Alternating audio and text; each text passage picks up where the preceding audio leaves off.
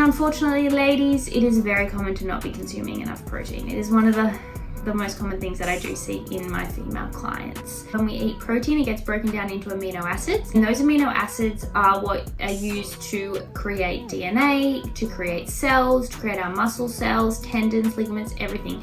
Protein is our building blocks of our body. But why do we need to consume it every day? We can't store protein in our body the same that we store our carbs and our fats. That means we need to have a nice steady supply of protein throughout the day. The best way to do that is by having a protein-rich meal every 3 to 4 hours. Obviously then overnight you have a fast. So another reason why protein is super important, especially if weight loss is your goal, is that it is the most satiating macronutrient. So out of carbs, fats, and protein, if you were to eat a meal solely of protein, you will feel more full for longer than if you ate a meal solely of fat or solely of carbohydrates. Fiber is also a really high satiating food.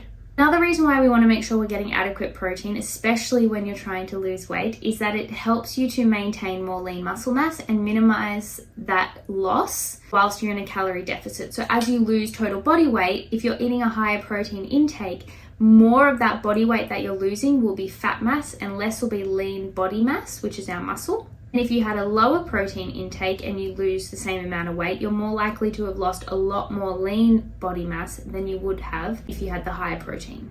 Protein also provides the amino acids that help to support our muscle growth and repair to our muscle cells and connective tissues after training. So it's going to help build those muscles. So even if you're in a calorie deficit or in a calorie surplus to try and grow or lose weight or whatever, protein is still super important for either end.